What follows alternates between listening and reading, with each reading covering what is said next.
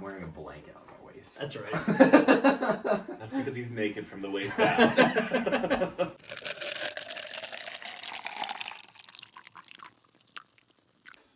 Okay, so we are doing something that many board gamers maybe wish they could do and don't have the ability. We're gonna play Glory to Rome, and we are playing the ugly version. And I'm sorry, by the way, if you are Ed Carter. I guess that's graphics. I don't know if that's it. Listen, this looks like if you were taking a Mediterranean cruise and you dropped off in Crete and someone tried to sell you an excursion or something, and they handed you this brochure, this giant thick brochure. This game looks like nonsense. You would think it's like 35 years old, from 2007. So we'll start here, Barry. What do you know about this game? What do you think it'll be like to play? I'm looking forward to it. I've played a decent amount of innovation, like maybe 5 or 6 games of it recently. Same designer. He does a lot of these card games, and it's like a deck of cards, but it's almost like a huge Euro game. And I don't love innovation, but I feel like it should be fun. Mm-hmm. So I'm wondering if this will have the same feeling. Like the broken combos where it's like, oh, I got this working, and then somebody else is just like wiping you out, feels rough in innovation. So I'm curious how this will be. And I'll jump off that to say, before I found out that it was this game in publishing hell, or limbo, I guess, purgatory for my Catholic friends. PP, we call it. Yeah, you eventually come out of purgatory, though. So those games are reprinted from the stories I've seen. Where I got first introduced to it is the Heavy Cardboard channel on YouTube, and Edward, before every game, they try to do over-under on how many Glory to Romes there are, which my understanding is basically that's a shorthand for someone screwing somebody over or something like that. We haven't had Barry teach it yet, so I don't know how I'm going to screw people over, but I'm excited for it. You said something interesting about your preconceived thoughts on this game. Yeah, it's I've played the spiritual successor to this game, supposedly Motene, but that game is maybe a quarter of the size of this, just from the looks of it.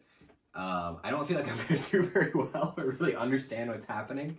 I'm excited to play it, but my first impression is that it won't live up to the hype, and then it might just be this publishing nightmare that's super hard to get back into print. And Jake, you just looked over the rules, and you guys had a little disagreement. What do you think this will be like?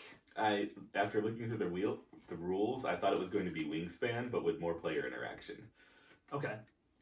It's hard to think of Wingspan with player interaction. I don't know what game any, it is. for that matter. Well, you're like fighting for the resources. You're stealing resources from other people. The cards are probably a little more interactive, but the general premise seemed to be get resources, use them to spend cards, and try to get cards that trigger on your opponents. I think these games in general, all of his games, it's like, crazy combos is kind of his thing or his signature. So we're gonna play. We're gonna learn. We're gonna play, and we're gonna answer the question: is this a legendary game, or is it just legendarily out of print? Is this something we want to play again, or is this just for someone's collection? So we will get back to you after we're done and give you our thoughts. 2 more. Close. Holy cow. I forgot how this game works. Good. So I'm demanding red and yellow.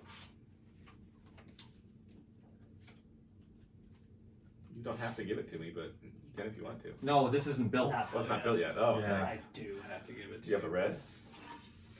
No, I don't. I don't have yellow. And I don't appreciate you asking. Yeah, that's the one. That's the one. Glory to Rome. Proud of you. And You wanted to have it? Yeah. Yeah. What do you Villa. How'd you get to Oh, sorry. I'm following, and someday in the future, I hope To build this. to build a lovely building. lay a foundation. When performing legionary action, may take opponent's client and place in vault as material. I take opponent's client. Yeah, he's immune to it. What's up? So I'm immune to legionary, so sorry. Oh, what the heck? Oh no. Oh, that sucks. Whatever. It's fine. You may still choose to give up cards if you wish, by the way. Oh, that's good to know. No, because you might want to Oh. and discard it. There have been multiple times in this game where I would have liked to have just done a full discard. That's when you the 3 cards to follow. You can play 3 cards to vote as lead as well, like you to turn them into a jack, but you can't play 3 jacks. Clientele seems good, and I haven't done it hardly at all. I have, but not in anything that anybody's ever played. All right, we are fresh in the Don't forget your source. colorful aftermath of Glory to Rome, and Connor crushed. Was it 42? There were 2 cards stuck under here, so 43. So 43 to 25 to 24. The rest of us had fun. 17. I think we had some pretty mixed feelings on this game, but it's also about midnight when we're playing it. So I'm gonna start with you, Barry, because I think I have the read on you the least. What did you? How about this? Is it a legendary game or is it just legendarily out of print? I can see why people would really like it. I don't think that I love. It's the same thing with my feelings on innovations. I don't love the swinginess of the game that much. Like, I don't love that there's broken combos. I like combos, but I'd like them to be more like ramped up or whatever. And that's what I was saying is, like, in this game, in innovation, you have 10 ages or whatever, and I would like to see it go from like weaker cards to stronger cards in the deck or whatever, or have some effort to have to get into like the harder or the more like ridiculous cards. You can be ahead or feel like you've got a combo, and then somebody else has like something that swings it all the way, or like Connor steals a card from my hand that I probably would have won with halfway through just because he happened to play and demand the right thing right at the right time before I was immune to it, you know. So that's like the swinginess of it. Is like, oh, I'm gonna win. Oh no, I'm gonna lose, and this. But so I still had fun. Not so much of this game, but when that happens in games in general, and it definitely happens here. Connor, what are your thoughts on Glory to Rome? I want to be cautious with the way that I talk about it because I really enjoyed that play. I'm trying to coin this phrase of things being book club games, and I could understand a group of people getting together the same day every week and playing this game. Like a group of people that knows it really well, that knows each other really well, and just can rip off 2 or 3 games of Glory to Rome. And that's what I want to do right now. This just clicked for me. Everything. Yeah.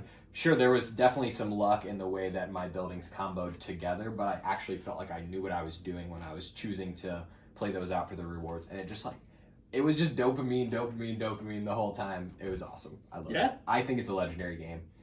I'm not going to put that stamp on it for myself, but I can see why other people treat it that way. Put it out there for yourself. Not yet. So, what are you worried about? Someone auditing your stamps? What is this? No. I want to play it again. I would hate to get my hopes up and you're going to turn around and sell it for 900% profit. So, Jake, author of the quote, "I'm ending the game because I'm miserable." What did you think? I think it's a good game, but I think it has the same issue that I have with a lot of card-based games, where if you don't get the cards early, or if the person next to you gets the card to counter your card, your game is shot. I mean, I went early in with some Legionnaires to try to get my cards that way instead of relying on laborers, and those people next to me put up walls against the Legionnaires, and then like I had kind of a worthless clientele, and I couldn't get cards the rest of the game. The swinginess of the cards, I'm with Barry on the swinginess there. You took a card from me that would have let me use all of my clients as anything, without even knowing you were doing it because it was in my hand. Like you had no way of knowing you were doing it. No, when you play demand material, you're doing it because you want the thing, for the most part. I mean, I guess if I'm following and I see that you put you don't get the card. It goes into your stockpile. Right, but maybe I want the stockpile. You know, I want it. There was one time that I saw that you followed and then you you showed and then put it back. So I was like, well, he has that. So you could be kind of a jerk. I would say for me, I know that my score was completely user error. I didn't build up my clientele, which is like the whole engine building aspect of the game. But I think on my first play of this, and I played Motene too, kind of felt the same way. I got a feeling of frustration. The rules are not that intense, but just being like, oh, that action actually comes from the pool, not my hand. Yeah. And so it just felt like it's a little fiddly. It felt like this low-grade headache where I was like, oh, I think I feel better.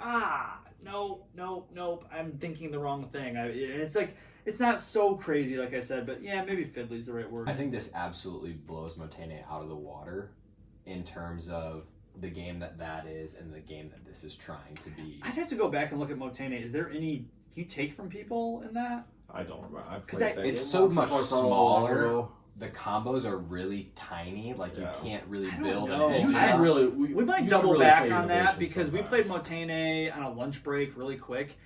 I think the main difference is theme, Okay. but it does. I mean, doesn't pop off the table like this artwork. Like I think I'd like this better on a second play because I know. You know Yeah, more what what's out colors there there are. and what you can do and all of that stuff. I wonder if it would play better at 3, because like the stuff like Legionnaires, Neighbors. you wouldn't be like me and Jake can't affect each other at all with that type of stuff. Right. Or, I'm still gonna have to land on it's legendarily out of print, and the reason I say that is if this was a $10 game that I bought for $10, I'd be so psyched that like, whoa, what a cool game, $10. Mhm. Knowing that I could make a 900% profit makes it like, did I have an experience? Do I see a potential for an experience that's worth $100? Right. But you didn't pay $100 for it. But it's $100 that I could have, and therefore it's kind of like yeah. still what's on my mind is its out of printness. Like Yeah. this is a good game, and I do think really- it's a game that the same group could play over and over again, and almost build like a camaraderie around. And the thing most in my mind is I can get how much for just a few decks of cards. Like it's still Yeah. that comes to my mind before others. So there's games I wouldn't sell even for a big percentage profit, and I don't know if this is one. Okay, here I feel compelled to do a quick little note while I'm in the middle of editing this. We are less than 2 days removed from when this was filmed and when we played it. And in the last 48 hours, I have listed Glory to Rome as kind of a make an offer type of thing. And then when 2 different people reached out to me, I immediately felt this feeling in my gut, like, ooh, no, I can't get rid of this game. Have since taken it off of the listing and am wondering where I might find a book club to play this game. And while that might just be me being a wishy-washy individual who's not worth listening to, I also think it's a part of what this game is. It both is really, really good, and I think I'm going to be glad to keep it in my collection and bust it out some more, and worth more than it should be because of the nature of the print run. So just wanted to mention that, not to like discredit everything I'm saying here, but that's the tug of war that this game provides just in its existence. I think that with a lot of cards, like cards for me, I guess I always want them to be like, as they get more complex, I just like, I don't want to break out a card game that's super complex. I think I to some extent, like that's part of my problem with Cat in the Box. I know you guys all really love it, but like I want a card game to be relatively simple. I want to be like, yes, I brought a card game. Let's sit down, and whoever's with me, I can teach it in 5 minutes, and you'll understand the rules and have a good play of it first time. This was a full game. Like, but if you could get this game for with the Glory to Rome or the black box art, and it's $30, like I'd probably be like, yeah, that's good to have, and we'd play it, and it'd be fun, and it's fun to break out. It'd be fun to play like as a crazy last night of the game on a board game weekend or something like that. Yeah. As much as I liked it, I still wouldn't pay $100 for it. Right. No shot. Not a chance. It feels like it gets paid $100 for as a collector's item. Mm-hmm. Yeah. That said, as a collector's item, it does do some things that a lot of other games don't do.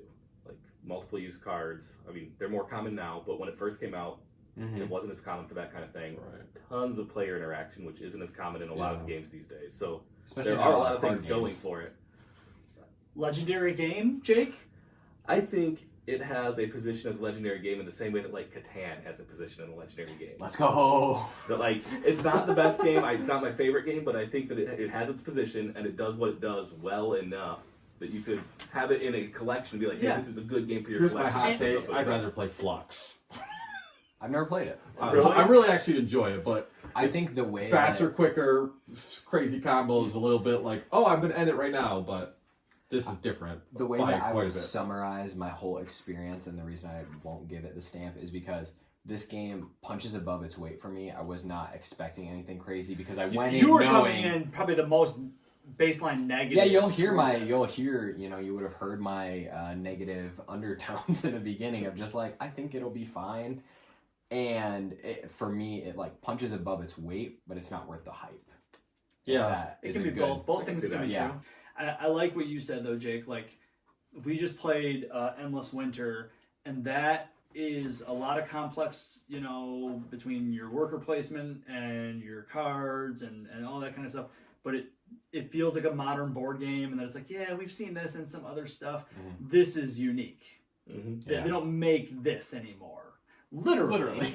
But like Right. like a game like this as a collector's item, I like that. It's like, if you have disposable income and you want to have a unique game on your shelf, by all means this and spend a couple $100 more for the black box. This It's is probably fun despite me I'm losing certainly miserably. I'm certainly no expert on the designer, but he's definitely, from the few games I have played of his, he's definitely a designer that has like a signature stamp. Like you could play one of his multi-use games cards without being told it's his. If you've played other of his games, you'd probably be like, I think Yeah. I know who made this. Yeah. Same. I'd say like, Uwe's Friedman like that. Frieza kind of has like his Yeah. zaniness and. I think something like that. Uwe, if you have a pumpkin meeple, you're playing an Uwe. If you have a card that somehow Any has 5 vegetable, really. uses with 4 sides, you're playing a Carl Chuck. Mhm. So, Love well, it. cool. Well, there we go. We got to play it, and maybe we'll play it again. I don't know. Can we get some kind of stamp to go on there? Stamp, Connor.